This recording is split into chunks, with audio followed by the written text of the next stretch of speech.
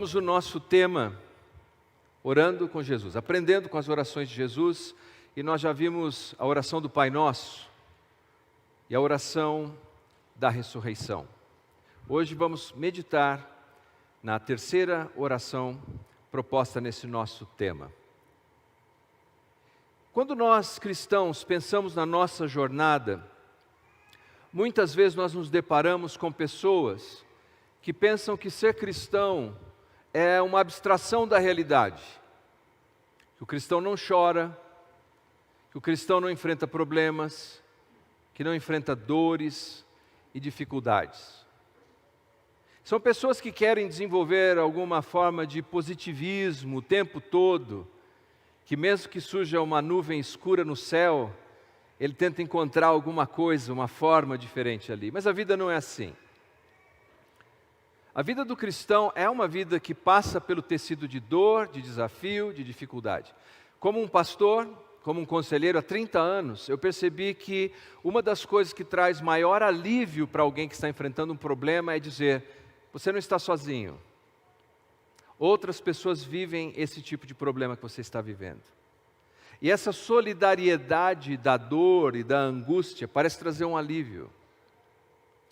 Considere, por favor, essa situação.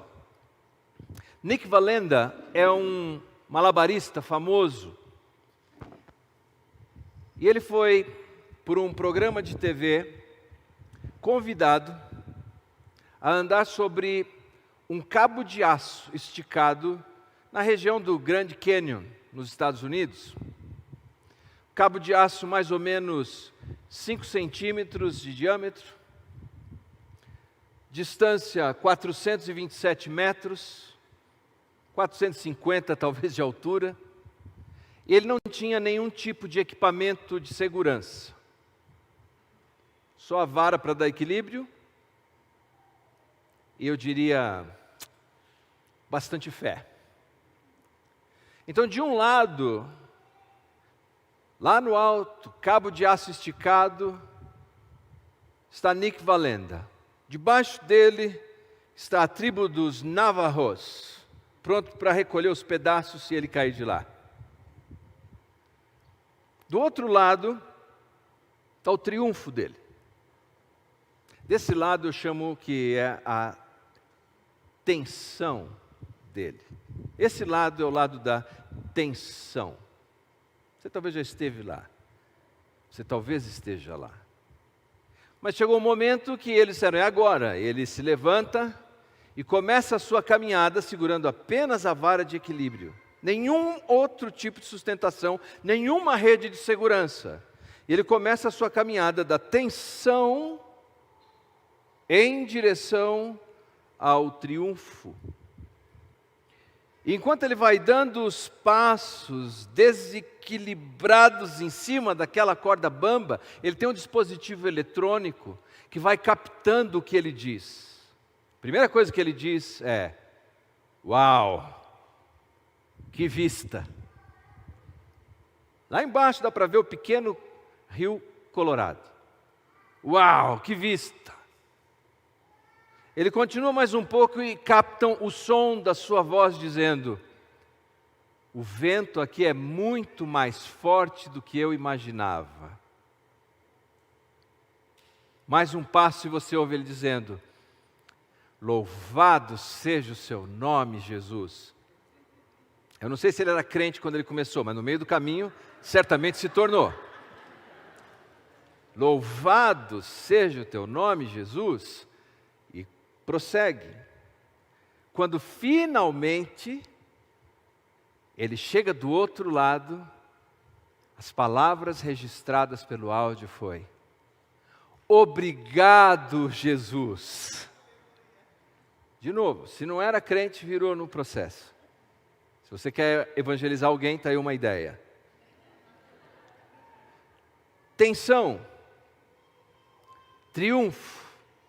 Como é que eu saio de lá, daquela vida de tensão, de angústia, de desespero algumas vezes, e sento nessa cadeira do alívio, da paz, da graça do triunfo, da tensão ao triunfo. A oração de Jesus que nós vamos considerar hoje trata exatamente disso. Porque quando estudamos o Evangelho, quando estudamos a vida de Jesus, nós vemos que quando ele está chegando ao final do seu ministério terreno, Jesus também está entre dois extremos. Um extremo de tensão, porque a sombra da cruz está sobre ele. A sombra de todos os pecados da humanidade se projetam sobre ele. O sofrimento de todas as injustiças praticadas se apontavam sobre ele. Ele está ali, na tensão, ao ponto de que quando vamos para os evangelhos, os chamados evangelhos sinóticos, isto é, evangelistas que olham para os mesmos eventos, Mateus, Marcos e Lucas, eles descrevem esse momento de Jesus, da tensão, como sendo aquela oração do Getsemane. Lembram dessa oração? Os discípulos dormem, Jesus pediu a eles que vigiassem com ele por pelo menos 1 hora, eles não conseguem, os olhos estão pesados, e Jesus ora sozinho desse lado da tensão, e ele diz: Pai, se possível, afasta de mim este cálice. Todavia, seja feita a tua vontade. Atenção, é ali, tensão. Os 3 evangelistas apresentam isso, Mateus, Marcos e Lucas. João não tem a descrição desse episódio chamado de Monte do Getsemane, mas nós encontramos em João um paralelo, que nós podemos chamar de a hora da angústia do coração. Jesus se angustiou, meus queridos. Jesus viveu essa tensão, e os seguidores de Jesus também vivem. Abra sua Bíblia, por favor, no Evangelho de João, capítulo 12, versículos de 27 a 30, e vamos considerar a hora em que o coração se perturba. João 12, 27 em diante.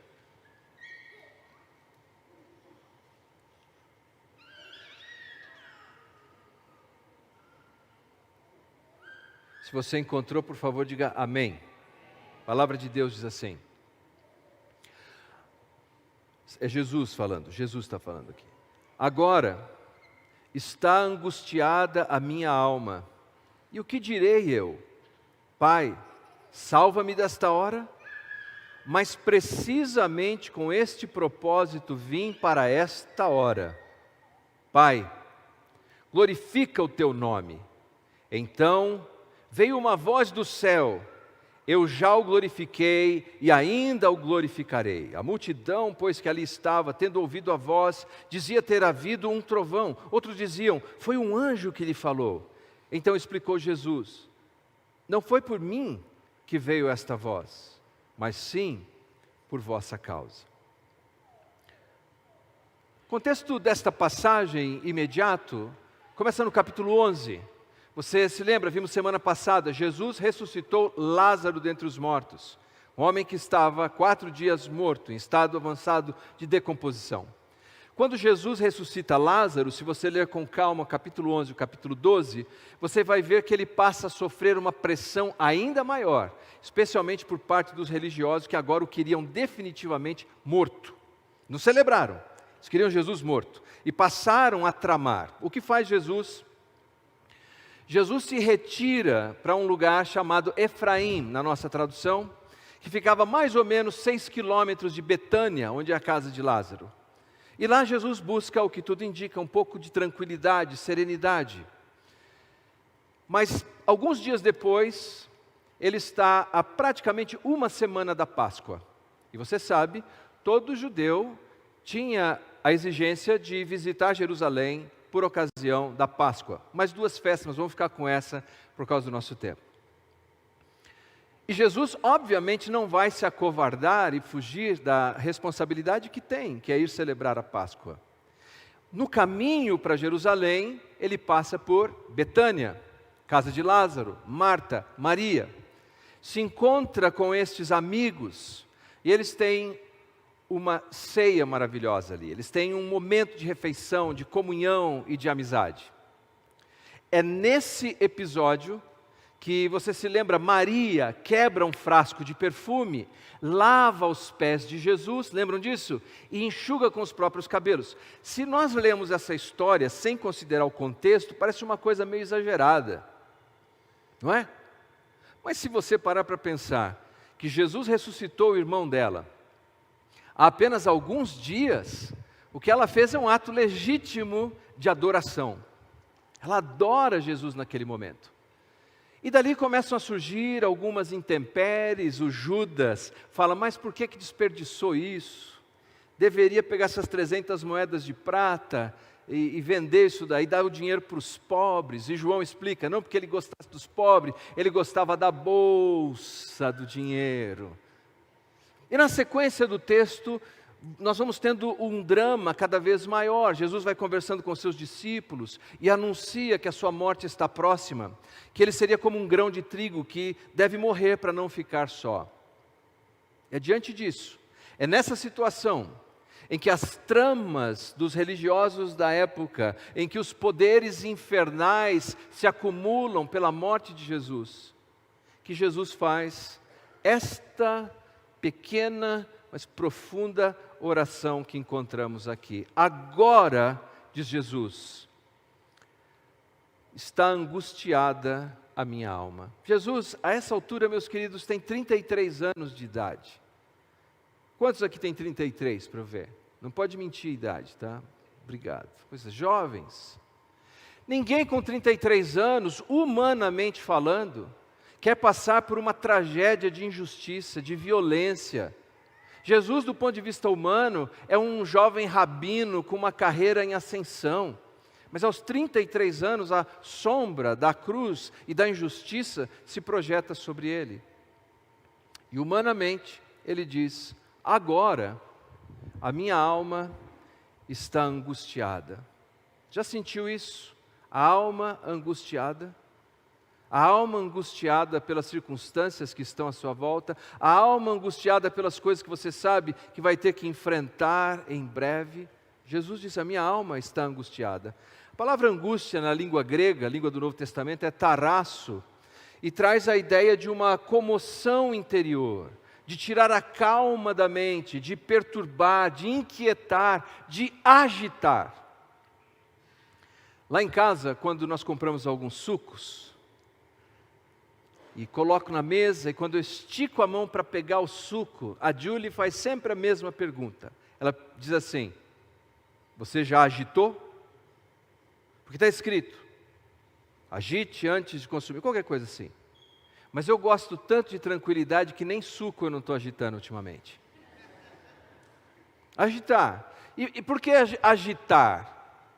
Porque agitar faz com que aquilo que está lá embaixo, muitas vezes está escondidinho lá na vida, comece a subir, a ebulir, não é assim? Às vezes um casal percebe isso num conflito, numa briga. Estava tudo lá no fundo, não resolveram o problema. Estava tudo escondidinho ali, crises familiares, descontentamentos. Estava tudo escondido desde o último Natal. Estava tudo escondido desde que a tia falou aquela bobagem. Estava tudo escondido até que alguém agita. Aí tudo aquilo sobe novamente. Mas a vida tem hora que a gente não tem esse controle como de um suco. E agita. Jesus disse, eu estou assim. Eu estou agitado. E isso, meus queridos, é o extremo da tensão. De estar aqui.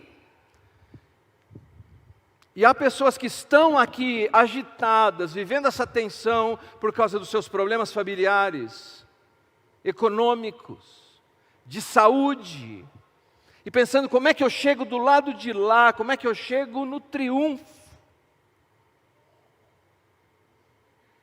Há um jovem nigeriano, tem um nome bonito chamado Bless Ophor, abençoado Ophor.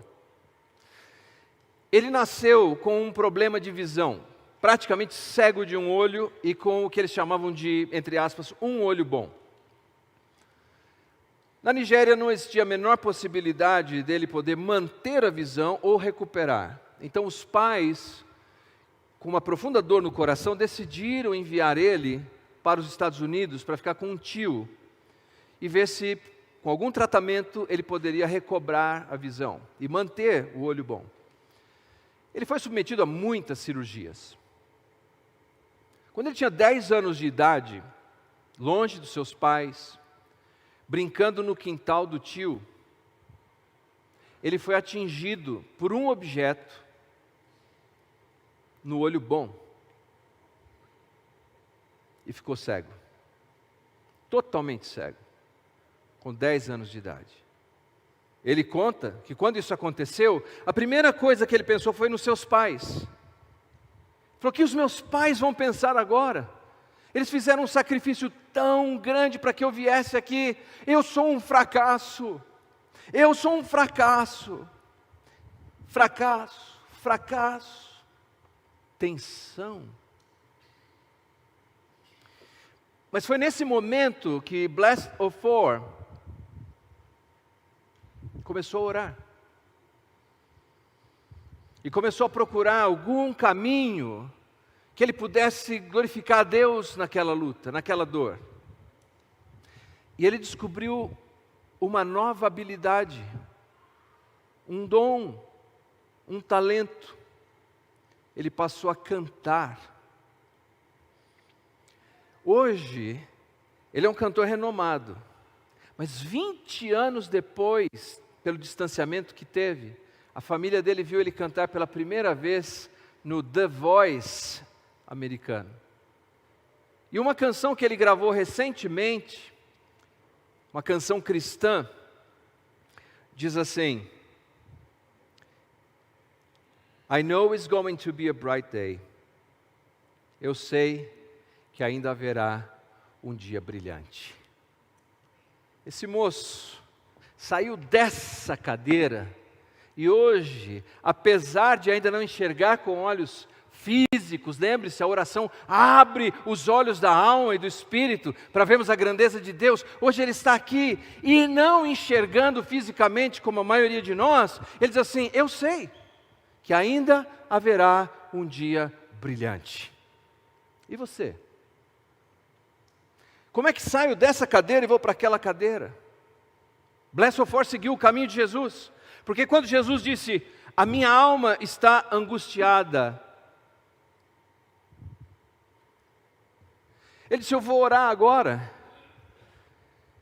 e eu vou pedir o quê? Versículo 27, parte B, veja o que ele diz, João 12, 27b. O que direi eu? Pai, salva-me desta hora, mas precisamente com este propósito vim para esta hora. Jesus não pensou assim: eu vou pedir agora uma saída, um escape, eu vou fugir, eu vou jogar tudo para cima, eu vou desistir. Não. Jesus encontrou naquela dor, naquela tensão, naquela angústia, um propósito. Ele pensou: vim para isso. Eu não sei o que você está vivendo. Eu não sei qual é a sua tensão, porque essas coisas são customizadas. Cada um tem uma. Mas eu sei que se Deus permitiu que você esteja aonde você está agora, é porque Deus vai capacitar você a lidar com isso. Ah, mas o vento é mais forte do que eu imaginava. É verdade. O cabo é mais liso do que eu imaginava. É verdade. Mas Deus é mais poderoso do que você pode imaginar. A oração de Jesus é que agora era a hora de perseverar. É interessante que Jesus usa a palavra hora. Hora aparece algumas vezes no Evangelho como uma descrição de que ainda não era o tempo de Jesus. Por exemplo, tentaram prender Jesus muitas vezes antes, mas não era a hora. Mas a hora chega. E nós temos que lidar com a hora. E quando essa hora chegou, Aqui está no versículo 28, a perseverança desse dia e da hora. Versículo 28, essa é a breve oração. Pai, me livra disso, me dá uma saída, me dá um escape, é isso? Pai, glorifica o teu nome. Note, no Getsemane, Jesus orou dizendo o quê? Pai, seja feita a tua vontade. Em João capítulo 12, Jesus ora dizendo, Pai, glorifica o teu nome. Não é uma questão de encontrar uma saída, não é assim, Deus, como é que eu escapo disso? Como é que eu saio dessa? Deus, nessa situação que eu estou vivendo, Pai Celestial, nessa situação que eu estou vivendo, ou prestes a viver, como é que eu te glorifico nisso? Como é que eu torno tão evidente que o Senhor está presente, que o Senhor está comigo, que o Senhor é real? E cada um de nós tem uma jornada, tem uma cadeira da tensão, mas lá nessa cadeira, não pergunte apenas, Deus, como é que eu saio dessa? Pergunte, Deus, nessa cadeira que eu estou, como é que eu te glorifico? O apóstolo Paulo, escrevendo aos Coríntios, na sua primeira carta, capítulo 10, versículo 31, ele disse assim, quer comais, quer bebais, ou façais qualquer outra coisa, fazei tudo para a glória de Deus. Meus queridos, na vida nós nos deparamos com pavor ou com ardor. O ardor de continuar adorando a Deus, servindo a Deus, apesar de estarmos vivendo a tensão. E quando então nós oramos, nós confiamos em Deus, fazemos esta oração da confiança. Veja o que diz 28b de João capítulo 12. 28b de João 12. Uma voz veio do céu. Eu já glorifiquei e ainda o glorificarei. Por 3 vezes nos evangelhos, Deus diz isso, Deus fala audivelmente a respeito de Jesus. A primeira vez foi no seu batismo, em Marcos capítulo 1, versículo 11, quando o Pai Celestial diz, tu és o meu Filho amado, em ti me comprazo, em ti eu tenho grande prazer. Segunda vez em Marcos capítulo 9, versículo 7, quando tem o monte da transfiguração, aparece figurões do Antigo Testamento, como Moisés e Elias, e Deus diz assim aos discípulos que ali estavam, este é o meu Filho amado, a ele ouvi. Como? O Nick saiu da cadeira da tensão e chegou na cadeira do triunfo, lá no Grand Canyon. Como ele fez isso? Aleluia, Jesus, eu te louvo, obrigado, Jesus. Como Blessed Ofor saiu dessa cadeira, da cegueira total, do desespero, da angústia de ter a sua identidade desconstruída. Como é que ele chegou lá do outro lado? Orando, buscando, confiando em Deus, confiando nos talentos e habilidades que Deus lhe daria, com a certeza de que não vinha só na caminhada. Como Jesus, o nosso Salvador, Mestre e exemplo máximo, sai da tensão dessa cadeira para o triunfo da ressurreição, da glória e da justiça. Como ele faz isso? Pai, seja feita a tua vontade. Pai, glorifica o teu nome. E é nesse diálogo, a oração é um diálogo, é uma conversa. Ele fala e tem a certeza que Deus o ouve na sua dor. E ao mesmo tempo, Deus fala e o encoraja e o conforta na sua dor. Estamos sofrendo nessa cadeira e não saímos dela, sabe por quê? Porque nós estamos agarrados ao nosso próprio sofrimento, achando que nós temos que resolver as nossas próprias dores e angústias com as nossas próprias forças. Deus está pronto para nos ouvir, e porque Deus não está nos ouvindo? Porque nós não estamos orando. E Deus está falando. Deus deseja falar comigo, com você, conosco todos os dias, por meio da sua palavra.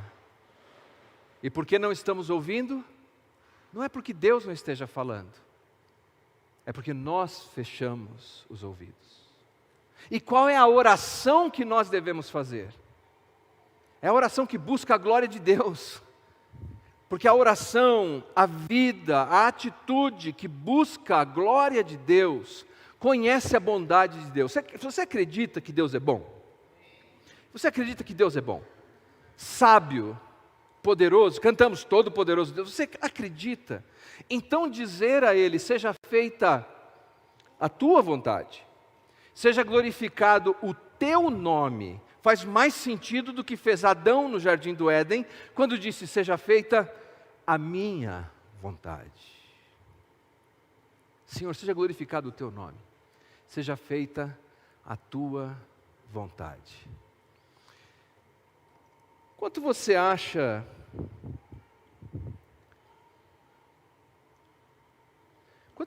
que pesa essa caneca aqui com água?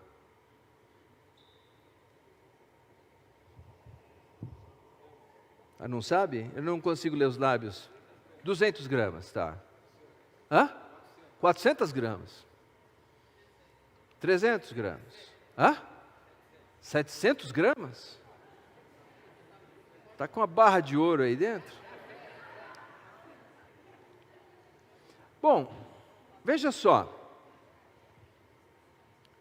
Você já sabe que qualquer que seja o peso que você dê, não pesa muito. Mas quanto tempo vocês acham que eu consigo segurar essa caneca assim?